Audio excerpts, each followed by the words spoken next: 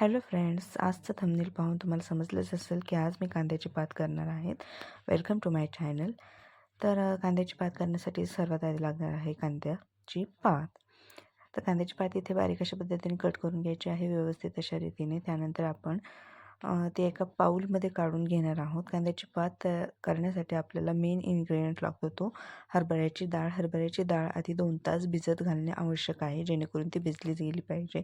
कांद्याची पात कट करून झाल्यानंतर ती आपण स्वच्छ पाण्याने 2-3 वेळा धुवून घेणार आहोत, कारण मातीचा प्रश्नच राहिला नाही पाहिजे. त्यामुळे 2 ते 3 पाण्याने आपण कांद्याची पात व्यवस्थित अशा पद्धतीने चाळणीमध्ये धुवून घ्यायची आहे. त्याच्यानंतर मी इथे लसूण घेतलेलं आहे. लसणाची बारीक बारीक पेस्ट तुम्ही करू शकता किंवा कुटून घेऊ शकता किंवा बारीक बारीक तुकडे करून घेऊ शकता. इथे तेल गरम झालेलं आहे. तेल गरम होता क्षणीच मी त्यामध्ये लसूण टाकलेला आहे. त्यानंतर आपली धुवून घेतलेली कांद्याची पात मी लसणामध्ये टाकलेली आहे.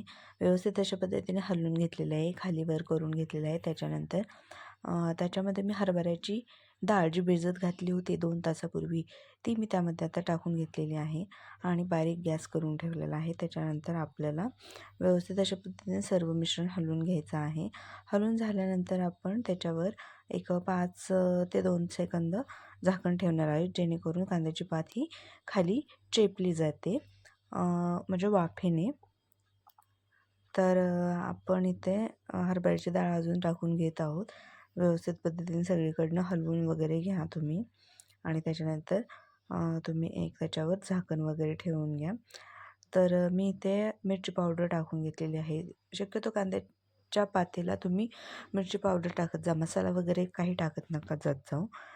लाल मिरची पावडर जी बाजारात भेटते बघा, लाल कलरची असते, ती लाल मिरची पावडर टाकून घ्यायची आहे. आणि ते व्यवस्थित अशा पद्धतीने वाफ बसलेली आहे कांद्याच्या पातेला. त्याच्यानंतर त्याच्यामध्ये पाणी आहे. पाणी संपले की आपली कांद्याची पात शिजली असे समजून जायचे आणि त्याच्यानंतर आपण त्यामध्ये 2 चमचे कूट घालून घ्यायचा आहे. त्यानंतर आपण अर्धा चमचा तेल घालून कांद्याची पात व्यवस्थित अशा पद्धतीने परतून घेणार आहोत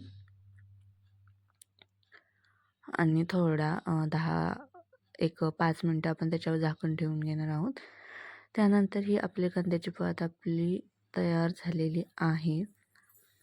तुम्हाला कशी वाटली? आवडली असेल तर लाईक, शेअर आणि सबस्क्राईब करा.